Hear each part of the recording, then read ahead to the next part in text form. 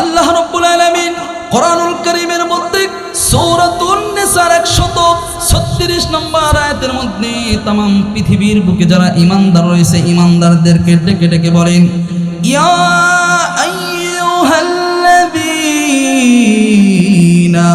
আমানু আমিনু বিল্লাহি ওয়া রাসূলি। জোরে বলি আল্লাহু আকবার। আমার ভাইরা, আমার বন্ধুগণ,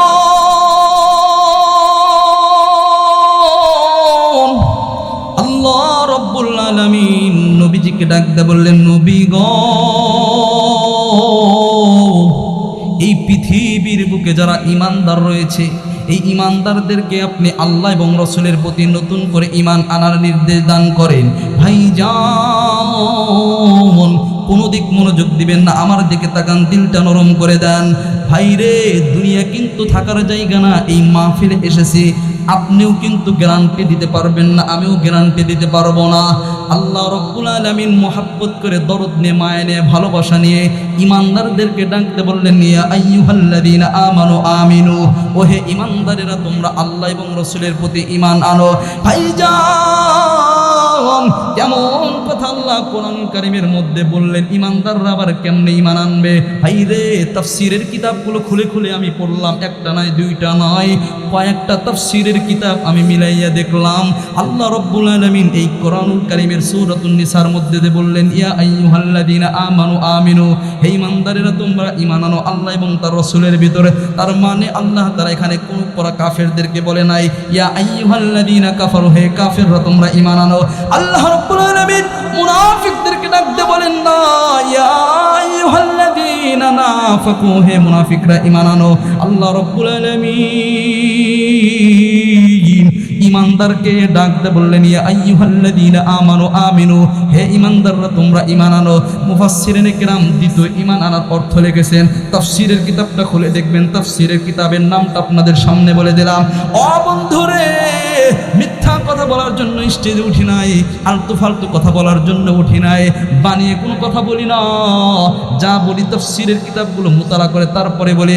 আজকে বাড়িতে মধ্যে যাবেন অথবা একটা তাফসীরের কিতাবের নাম কিনবেন, এই তাফসীরের নামটা আমি আপনাদের সামনে দিয়ে গেলাম। তাফসীরের কিতাবের নাম হলো তাফসীর উসমানী। এই তাফসীর উসমানীর লেখকের নাম হলো আল্লামা শিব্বির আহমদ উসমানী রহমতুল্লাহি আলাইহি। আল্লামা শিব্বির আহমদ উসমানী রহমতুল্লাহি আলাইহি আয়াতের ব্যাখ্যায় লেখেন, ইয়া আইয়ুহাল্লাযীনা আমানু আমিনু, হে ঈমানদারেরা তোমরা আল্লাহ এবং রাসূলের প্রতি ঈমান আনো। এই তাফসীরের মধ্যে আল্লামা শিব্বির আহমদ উসমানী রাহমাতুল্লাহ আলাইহি বলেন, এখানে যে আল্লাহ তাআলা দ্বিতীয়বার ঈমান আনার কথা বললেন, এর দ্বারা উদ্দেশ্য হলো, ভাইজান খুব খেয়াল করে শুনবেন, আল্লামা শিব্বির আহমদ উসমানী রাহমাতুল্লাহ আলাইহি বলেন, দ্বিতীয়বার আল্লাহ তাআলা বললেন, ইয়া আইয়ুহাল্লাযীনা আমানু আমিনু, হে ঈমানদাররা তোমরা ঈমান আনো আল্লাহ এবং রাসূলের প্রতি। শিব্বির আহমদ উসমানী রহমতুল্লাহি আলাইহি বলেন, এখানে দ্বিতীয়বার ঈমান আনার দ্বারা উদ্দেশ্য হলো, যেই ব্যক্তি বলবে আমি মুসলমান, ওই ব্যক্তির উপর আবশ্যক হলো শরীয়তের যতগুলো বিধিবিধান রয়েছে সবগুলো বিধিবিধান পূর্ণাঙ্গরূপে মেনে নেওয়া। যদি কোনো ব্যক্তি শরীয়তের একটা বিধান না মানে, তাহলে ওই ব্যক্তিকে কোনো দিন ঈমানদার বলা যাবে না। চিল্লায় বলেন ঠিক কিনা? বন্ধু, একজন মানুষ নামাজ পড়লো, মুমিন ব্যক্তি রোজা রাখলো, হজ করলো, যাকাত দিল, কিন্তু লোকটা বিশ্বাস করে না। ওই লোকটা বলে পরকাল বলতে কিছু নাই। আমরা আল্লাহ তাআলা বলেন এই লোকটা ঈমানদার হতে পারবে না। আর একজন লোক নামাজ পড়ে, হজ করে, যাকাত দেয়, কিন্তু বলে কোরআন অনুযায়ী সংবিধান চলবে না। ওই লোকটাকেও কেউ ঈমানদার বলতে পারবে না। কথা বলেন ঠিক কিনা? আরে বন্ধু, আজকের মাহফিলে আপনাদেরকে একটা মেসেজ দিয়ে যাই। আল্লাহ রাব্বুল আলামিন কোরআনুল কারীমের মধ্যে বললেন, ইয়া আইয়ুহাল্লাযীনা আমানু আমিনু, হে ঈমানদারেরা তোমরা ঈমান আনো। তার মানে এই তাফসীরের কিতাবগুলো খুলে খুলে আমি পড়লাম, আর আস্তে আস্তে একটা তাফসীরের সাথে মিলাইতে দেখলাম।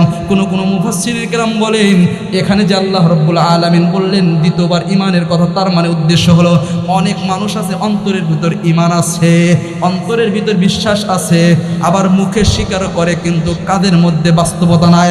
আবার অনেক মানুষ আছে কাদের মধ্যে আছে কিন্তু অন্তরের মধ্যে মুনাফিকি। আল্লাহ বলেন এই মুনাফিকি আল্লাহর দরবারে কবুল হবে না। কথা বলেন ঠিক কিনা? আর একটু জোরে বলেন ঠিক কিনা? এই জন্য আল্লাহ রাব্বুল আলামিন ডাকতে বললেন নবী গো, ইমানদারকে ডেকে ডেকে বললেন, হে ইমানদাররা, আল্লাহ এবং রাসূলের প্রতি তোমরা ঈমান আনো। ভাইজান, আপনি আজকে নিজেকে প্রশ্ন করুন, আমি আপনি যে মুসলমান দাবি করলাম, আপনার হাতকে প্রশ্ন করেন, আমি আপনি হাতকে প্রশ্ন করি, হাত, আমি যে ঈমানের দাবি করলাম, আমার এই হাতটা কি পূর্ণাঙ্গ মুসলমান হতে পেরেছে কিনা? আপনি বলবেন, হুজুর হাত আবার কেমনে মুসলমান হয়? আমি বলবো, হ্যাঁ, হাতও মুসলমান হতে পারে। আপনার হাত যদি মুসলমান হয়ে থাকে, এই হাত দ্বারা কোনো মুসলমানের উপর আপনি আক্রমণ করতে পারবেন না, কারণ আপনার হাত হলো মুসলমান। যেই ব্যক্তি মুসলমানের দাবি করবে, অন্যের উপর আঘাত করবে, ওই ব্যক্তি কখনো ইমানদার হতে পারে না। কথা বলেন ঠিক কিনা? বাংলাদেশে ইমানদার দাবি করে, কিন্তু প্রত্যেকটা অঙ্গ প্রত্যঙ্গ ইমানদার নয়। এই কারণে দেখেন, মানুষের জীবন আজ সস্তার মতন হয়ে গেছে। মানুষ মানুষকে গুলি করতে একটু দ্বিধাবোধ করে না। কথা বলেন ঠিক কিনা? এই যে কিছুদিনের আগের ঘটনা, আব্দুল হাদী একটা বিপ্লবী মানুষ, দেশের লুটপাট, চাঁদাবাজ, দুর্নীতিবাজদের বিরুদ্ধে কথা বলে, জনগণের অধিকারের কথা বলে, কিন্তু এই দেশের যারা দুর্নীতিবাজ ছিল এদের সহ্য হয় নাই। লোকটাকে গুলি করতে ওর হাত একটু কাঁপলো না। এরা মানুষ না, মানুষের নামে এরা জানোয়ার, মানুষ হতে পারে না। আল্লাহ তাআলা মানুষ হত্যা করা কত বড় যে অপরাধ বলেছেন জানেন? কোরআনুল কারীম খোলেন, আল্লাহ কোরআনের মধ্যে বলেন, যে ব্যক্তি একটা মানুষকে হত্যা করলো, আল্লাহ বলেন সে যেন কতালান নাসা জামিয়া, গোটা পৃথিবীর সব মানুষকে হত্যা করছে। আমি কিন্তু আমাদের গ্রামের হত্যার কথাও বলি নাই, জানেন? এই যে মানুষগুলো খুন হয়, অপরাধ, এটা কেন? মানুষের ভিতর দিন না থাকার কারণে। অথচ একটা মানুষের মূল্য যে কত, মানুষ এত নিচে নেমে গেছে, মানুষের হাতে আজ মানুষ নিরাপদ না, এত নিচ পর্যায়ে চলে গেছে। অথচ আমরা মুসলমান দাবি করি না। আল্লাহ বলেন, ওই ব্যক্তি ইমানদার না যার হাত থেকে অপর হাত নিরাপদ না। রাসূলের হাদিস, আমার নবী বলেন, আল মুসলিমু মান সালিম আল মুসলিমুনা মিন লিসানিহি ওয়া ইয়াদিহি। মুসলমান তো সেই ব্যক্তি যার হাত থেকে, জবান থেকে অপর মুসলমান নিরাপদ থাকে। আজ আমার জবান থেকে, হাত থেকে অপর মুসলমান নিরাপদ আছে? কথা বলেন, আপনারা নিরাপদ আছে? একটু আমার বিরুদ্ধে কথা বললে আল্লাহ জবান দিয়ে এত নোংরা কথা বলতে থাকি, অন্তরটাকে একবার ছিদ্র করে দিই। কথা বলেন ঠিক কিনা? এটা মুসলমানের এটা মুসলমানের সিফাত না, মুসলমানের গুণ হতে পারে না। মুসলমান কখনো অন্যকে আঘাত দিয়ে কথা বলে না। ভাইরা আমার, খেয়াল করে শুনবেন, আল্লাহর নবী বললেন, ওই ব্যক্তিকে ইমানদার বলা যাবে না যেই ব্যক্তি চুরি করলো। ভাইজান, যেই ব্যক্তি ডাকাতি করলো সে কখনো ইমানদার হতে পারবে না। নবী আমার জানায়া দিলেন, মুসলমান তো সেই ব্যক্তি যার হাত থেকে, জবান থেকে অপর মুসলমান নিরাপদ থাকে। ভাইরে, আজকে আপনি নিজেকে প্রশ্ন করেন, আপনি যে বলেন আমি মুসলমান, আপনার হাতকে প্রশ্ন করেন, আপনার হাত কি মুসলমান হতে পেরেছে কিনা? আরে বন্ধু, চক্ষুকে প্রশ্ন করেন, আপনার চোখটা কি মুসলমান হতে পেরেছে কিনা? ভাইরে, যেই চোখ মুসলমান হবে ওই চোখ কিন্তু গান বাজনার দিকে তাকাইবে না। যেই চোখ মুসলমান হবে ওই চোখ কিন্তু বেগানা নারীর দিকে তাকাইবে না। কথা বলেন ঠিক কিনা? ভাইরে, এই চোখ এখনো মুসলমান হতে পারলো না। এই চোখ দ্বারা সর্বদাই গান, নাটক, সিনেমাগুলো আমরা দেখে যাই। বন্ধুরা রে আমার, জবানটাকে প্রশ্ন করেন, জবানটা মুসলমান হতে পেরেছে কিনা? ভাইরে, জবানটা যদি মুসলমান হয়, ওই জবান দ্বারা কাউকে গালি দিবে না, মিথ্যা কথা বলবে না, মিথ্যা সাক্ষী দিবে না। কথা বলেন ঠিক কিনা? আরে বন্ধু, পাকে প্রশ্ন করেন, পাটা মুসলমান হতে পেরেছে কিনা? আর যদি মুসলমান হয়, ওই পায়ের উপর ভর করে কোনো ব্যক্তি গুনাহের আসরে যাইতে পারে না। কথা বলেন ঠিক কিনা? এই জন্য আল্লাহ রাব্বুল আলামিন বললেন, দুনিয়ার মানুষ, তোমরা আল্লাহ এবং তার রাসূলের উপর ঈমান আনো। তার মানে মুখে বললেই আমি আপনি ঈমানদার হতে পারবো না। কথা বলেন ঠিক কিনা? এই জন্য কবি সুন্দর করে, কবির ভাষায় সুন্দর কইরা বলে দিলেন, এ কালেমা জবা সে कहबी दिया ला इलाहा इल्लल्लाह तो क्या हासिल, जबा से कहबी दिया ला इलाहा इल्लल्लाह तो क्या हासिल, दिल उनेगा जब तक गवाही ना दे तो कुछ भी नहीं हुआ। কবি বলেন, জবান দ্বারা তুমি বললা লা ইলাহা ইল্লাল্লাহ, তোমার হাত, দৃষ্টি কিছুই ঠিক হয় না, তুমি তো মুসলমানই হতে পারলা না। ভাইরা আমার, বোঝার বিষয়, বোঝার বিষয়, একটু বোঝেন। যদি কোনো ইমানদার ব্যক্তি আল্লাহর উপর ঈমান আনে, আল্লাহকে ভয় করে, আল্লাহ তাআলা তার জন্য পুরস্কার রেখেছেন। আল্লাহ যে জান্নাত দিবে এমনি এমনি দিবেন? কি মনে করেন এমনি দিবেন? আপনাদের কি মনে হয় এমনি দিয়ে দিবেন? আমাদের যে চলাফেরার অবস্থা, মনে হয় যে আল্লাহ জান্নাত রেডি করে রাখছেন আর যা করি না কেন সব ঢুকে দিবেন, এরকম মনে হয়? ভাই ভয় করেন, আল্লাহর রহমত ছাড়া কেউ জান্নাতে যেতে পারবে না, কিন্তু এইটার উপর ভর কইরা একদম গুনার মধ্যে লিপ্ত থাকবেন, জান্নাত পাবেন, এইটা আশা করেন না ভাই। জাহান্নামের ভয় করেন।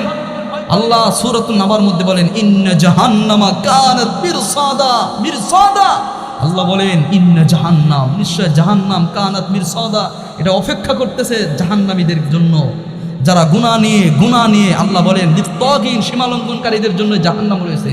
যারা দুনিয়ার মধ্যে নাফরমানি করবে, গুনাহের কাজ করবে, এই জাহান্নাম তাদের অপেক্ষা করতেছে। মরার পরে যখন হাসরের ময়দানে যাবে, এই জাহান্নামীরা, এই জাহান্নামের উপর একটা পুল থাকবে, একটা ব্রিজ থাকবে, এই ব্রিজের উপর দিয়ে এরা পার হইতে থাকবে, আর জাহান্নামের প্রহরীরা এখানে দাঁড়িয়ে থাকবে যে এই ব্যক্তির আমল খারাপ, সঙ্গে সঙ্গে এর গ্রেফতার করে জাহান্নামের মধ্যে নিক্ষেপ করবে। বলে নাউজুবিল্লাহ, জোরে বলেন না নাউজুবিল্লাহ। আল্লাহ তাআলা পরের আয়াতে বলেন লাবিসিনা ফিহা আহকাবা, এই জাহান্নামীরা জাহান্নামের মধ্যে আহকাবা অবস্থান করবে যুগের পর যুগ। আহকাবের একটা তাফসীর আপনাদেরকে শোনাইয়া দিই। আহকাব এটা হুকবাতুনের বহুবচন, হুকবুন। হুকবুন শব্দের অর্থ হলো, মুফাসসিরিন কিরাম লিখেছেন, তাফসীরে মাযহারি খুলে দেখবেন, আল্লামা কারি সানাউল্লাহ পানিপতি রহমাতুল্লাহ আলাইহি তাফসীরে মাযহারির মধ্যে লেখেন যে হুকবার এর তাফসীর হলো যে যেই জাহান্নামীরা একবার জাহান্নামের মধ্যে থাকবে, এক হুকবা সম পরিমাণ হলো 1 বছর। কয় বছর? 1 বছর। প্রতিটা বছর 12টা মাসে হবে। কয় মাসে? 12টা মাস। আর প্রতিটা মাস হবে 3 দিনের। কয় দিন? কথা বলেন না। দুনিয়ার মাস কয় দিন? 30 দিন। দুনিয়ার মাস কয় দিন? কিন্তু পরকালের মাস হবে কয় দিন? 3 দিন। কিন্তু তাফসীরে মাযহারির মধ্যে আল্লামা কাদি সানাউল্লাহ পানিমতি রহমাতুল্লাহ আলাইহি দুনিয়ার মানুষদেরকে ডেকে বলেন, মানুষ মনে করছো 3 দিন খুব সহজ, কিন্তু না, জাহান্নামের মধ্যে যে মাস হবে 3 দিনের, এক একটা দিন হবে দুনিয়ার 1 বছরের সমান। 1 বছরের সমান। কত কাল কেটে যাবে, কত কাল কেটে যাবে আমি আপনি জানি না। জাহান্নামের আগুন এত উত্তপ্ত হবে, একবার ছেড়ে দেওয়ার পর চামড়াগুলো একদম পুড়ে শেষ হয়ে যাবে। আল্লাহ তাআলা ওই চামড়াকে আবার রিপাইং করবে। আল্লাহ বলেন কুল্লামা নাদিজাত জুলুদুহুম বাদদালনাম জুলুদান গায়রাহা লিয়াযুকুল আযাব। আল্লাহ বলেন এই জাহান্নামীদের চামড়া পুড়ে যাবে, আমি আবার নতুন চামড়া দিব, বারবার নতুন চামড়া দিব, যেন এরা আস্বাদন করে, স্বাদ ভালো করে বোঝে। একবার পুড়ে গেলে তো ওর উপর আর পুড়লে বুঝবে না স্বাদ। আল্লাহ বলেন একবার পুড়ে যাবে, আবার আমি নতুন করে চামড়া গজায় এদেরকে ভালো করে স্বাদ আস্বাদন করব। ভাই পানি পানি বলে ছটফট করবে, পানি পানি বলে চিৎকার করবে, আল্লাহ পানি দেন, পানি দেন, 1 ফোঁটা পানি দেন আল্লাহ, 1 ফোঁটা, তৃষ্ণায় বাঁচছি না। আমার আল্লাহ বলেন লা ইল্লা ইল্লা, পানি নেই, পানি নাই, পানি নাই। আল্লাহ বলেন পানি আছে। আল্লাহ বলেন হামিমা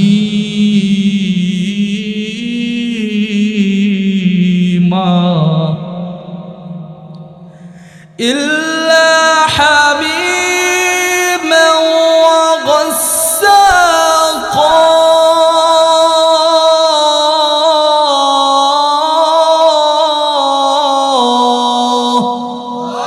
আল্লাহ বলেন জাহান্নামীদের পানি চাইবে, পানি নাই, হামিম থাকবে। হামিমের তাফসীর কি জানেন? শুনেন, তাফসীর শুনেন। হামিমের তাফসীরের মধ্যে লেখেন, হামিমের তাফসীর হলো ফুটন্ত, উত্তপ্ত গরম পানি।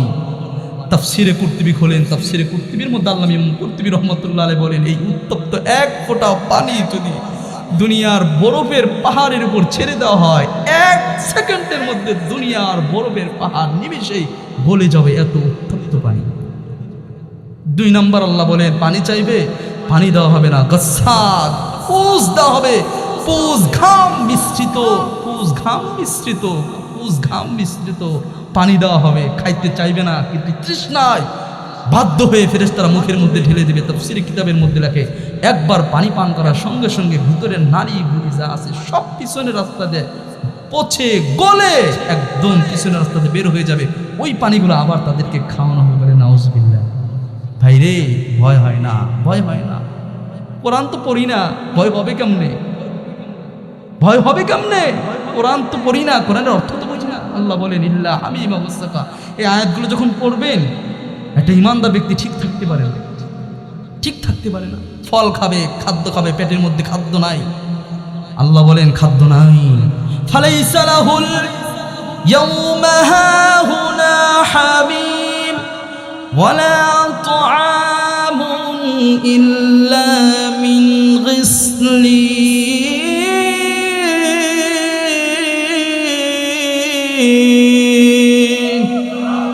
আল্লাহ বলেন ফালাইসা লাহুল ইয়াউমা হাহুনা হামিম, নাই পানি নাই, খাদ্য নাই, গিসলিন আছে। গিসলিন, গিসলিন তাফসীর খোলেন, গিসলিন কাকে বলে? গিসলিন মানুষ হাসরের ময়দানে ঘেমে যাবে, ঘেমে যাবে। কি পরিমাণ ঘামবে জানেন? আম্মাদান আয়েশা সিদ্দিকা রাদিয়াল্লাহু তাআলা আনহা হাদিস খোলেন, বুখারী শরীফের মধ্যে আছে। আম্মাদান আয়েশা সিদ্দিকা থেকে বর্ণিত হাদিস, আমার নবী বলেন হাসরের ময়দানে মানুষদেরকে উলঙ্গ অবস্থায় উঠানো হবে। উলঙ্গ অবস্থায়, কারো শরীরে কোনো পোশাক থাকবে না। আম্মাদান আয়েশা সিদ্দিকা নবীজিকে বললেন, ইয়া রাসূলুল্লাহ, আমার কি লজ্জা লাগবে না সেই দিন? নবী আমার বললেন, আয়েশা রে, আয়েশা, লজ্জার কথা চিন্তা করো। সেই দিন তো এত ভয়ঙ্কর, এত ভয়ঙ্কর হবে, একজন মানুষ আর একজন মানুষের দিকে তাকানোর সময় পাবে না। কোরআনুল কারীমের মধ্যে আল্লাহ বলছেন, সূরাত আবাসা খুলে দেখেন, আল্লাহ বলছেন ইয়াউমা ইয়াফিরুল মারউ মিন আখিহি ওয়া উম্মিহি ওয়া আবিহি ওয়া সাহিবাতিহি ওয়া বানিহি।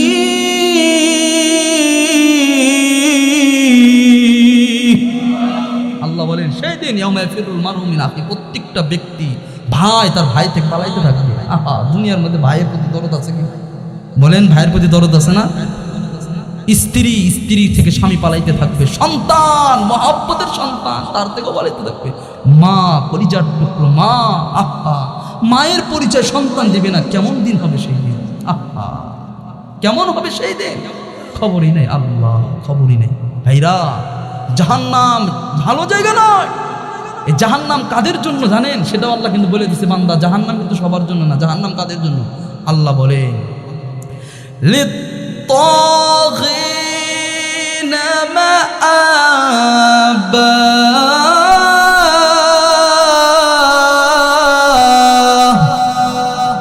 লিত্তাগিন, তাগিন শব্দের অর্থ হলো সীমা লঙ্ঘনকারী। যারা দুনিয়ার বুকে সীমা লঙ্ঘন করেছে, কোরআনের আইনের উপর হাত দিয়েছে, নামাজকে অস্বীকার করেছে, মৌলবীদেরকে তুচ্ছ তাচ্ছিল্য করেছে, হুজুরদের সাথে বেয়াদবি করেছে, ইসলামকে নিয়ে কটূক্ত করেছে, রাসূলকে নিয়ে ব্যঙ্গ করেছে, এরা সীমা লঙ্ঘনের কাতারের মধ্যে অন্তর্ভুক্ত হবে। ভাইরা আমার, এদের জন্য আল্লাহ বলেন মাআব, আশ্রয়স্থল হবে এদের, জাহান্নামের আশ্রয়স্থল হবে। বের হওয়ার জন্য ছটফট করবে, কিন্তু না, বের হতে পারবে না, বের হতে পারবে না। কতকাল কেটে যাবে। আহা, সূরাতুল মুলক আরেকটা তাফসীর, সূরাতুল মুলক খোলেন, সূরাতুল মুলক খোলেন। জাহান্নামীরা যখন জাহান্নামে যাবে তাদেরকে প্রশ্ন করা হবে, জাহান্নামের প্রহরীরা প্রশ্ন করবে, সাআলাহুম খাযানাতুহা আলাম ইয়াতিকুম নাযীর।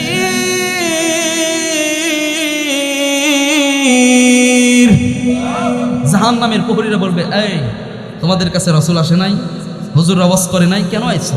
তারা বলবে قالوا بلى قد جاءنا نذير فكذبنا وقلنا ما نزل الله من شيء।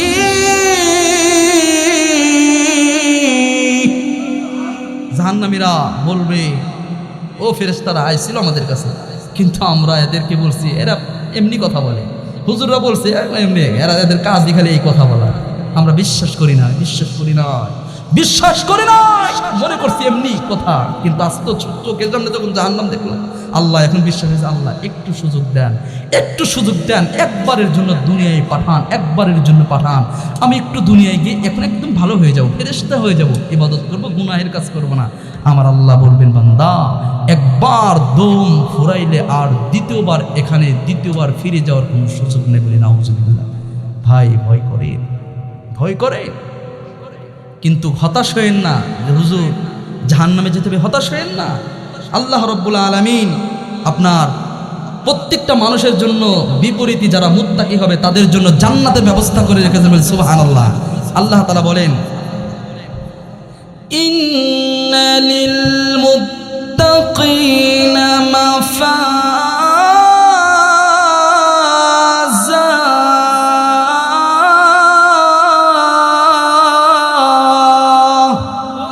আল্লাহ বলেন যারা মুত্তাকি ইমানদার তাদের জন্য রয়েছে বড় সফলতা। বলে সুবহানাল্লাহ।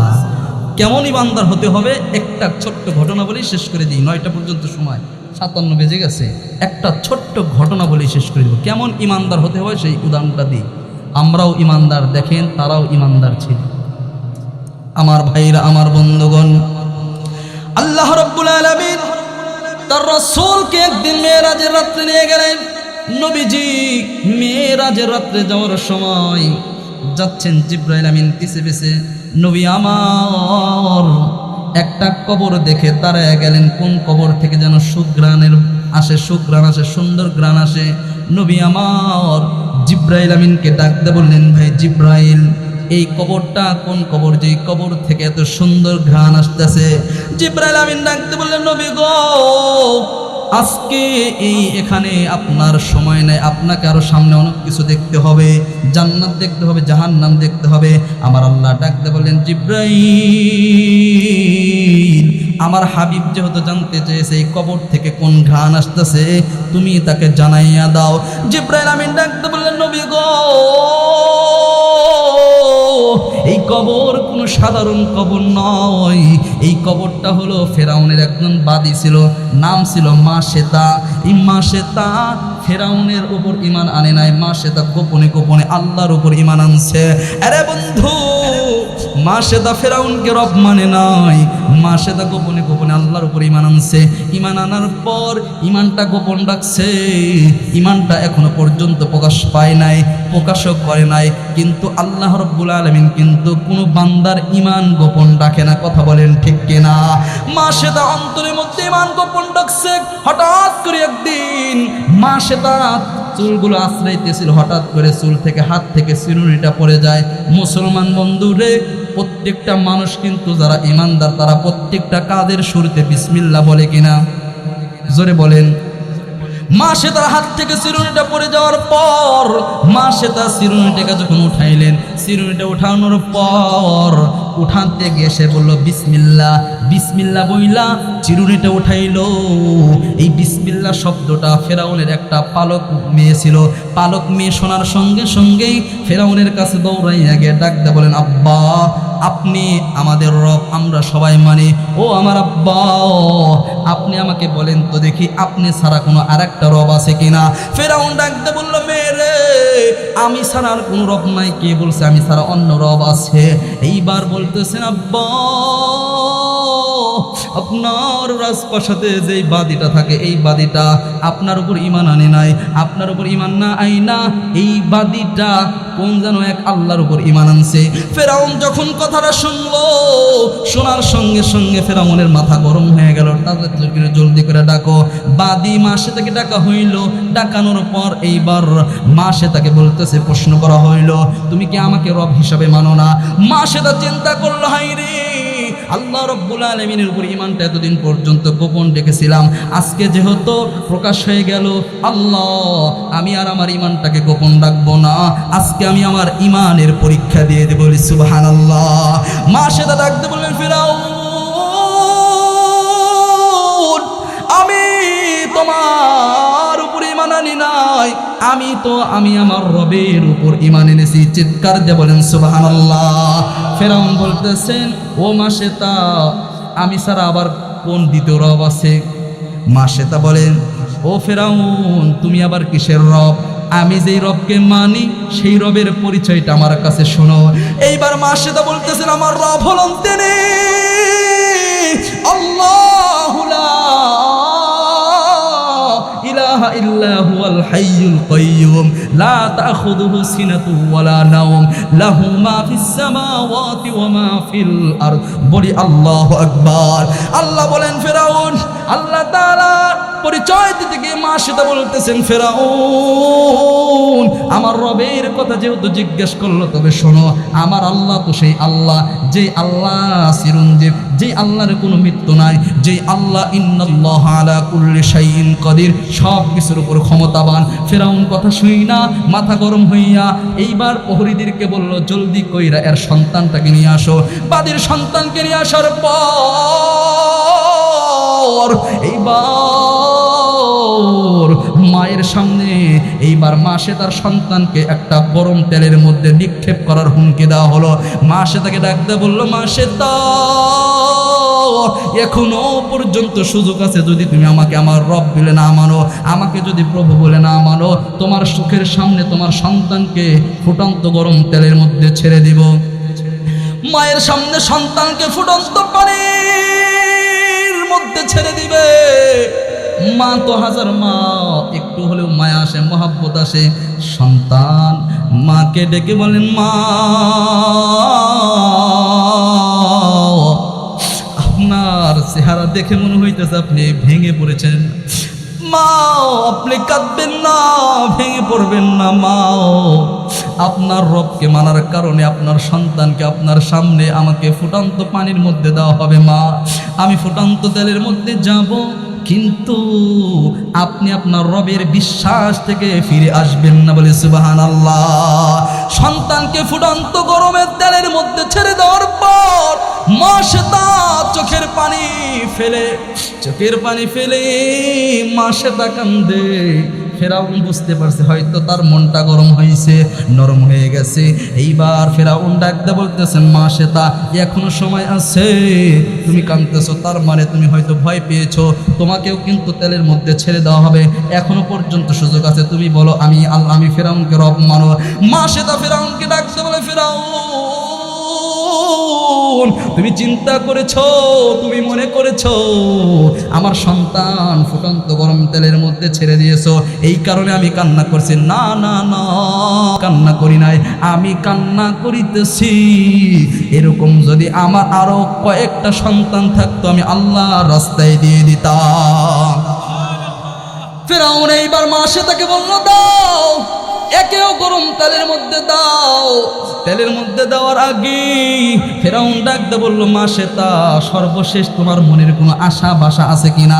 মা সেতা বলতেছে, ফেরাউন আমার মনের কোনো আশা নাই, বাসা নেই, কিন্তু আপনার কাছে আমার একটা আবদার, আমাকে গরম তেলের মধ্যে দেওয়ার পর আমার সন্তানের হাড্ডিগুলো যেহেতু আছে, আমাকেও গরম তেলের মধ্যে দেওয়ার পর আমার হাড্ডিগুলো, আমার সন্তানের হাড্ডিগুলো এক জায়গায় জমা কইরা এক জায়গায় কবরের মধ্যে দিন, কবরের মধ্যে এক জায়গায় গর্ত কইরা রাইখা দিন, যেন হাসরের ময়দানে আমরা মা আমি একসাথে উঠতে পারি। বলি সুবহানাল্লাহ। আর একটু জোরে বলেন সুবহানাল্লাহ। জিবরাইল আমিন নবীকে ডাকতে বলেন, নবী গো, ওই যে মা সেতা আর তার সন্তানকে ওই দিন আগুনের তেলের মধ্য থেকে হাড্ডিগুলো একসাথে কইরা একটা জায়গায় গর্তের মধ্যে মাটি চাপা দেওয়া হয়েছে। একদিন নয়, 2 দিন নয়, প্রায় 1400 মাস ধরে, 1400 বছর ধইরা এই কবরের মধ্য থেকে সুঘ্রাণ আসতেছে। বলে সুবহানাল্লাহ। জিবরাইল আমিন নবীকে ডাকতে কয়, নবী গো,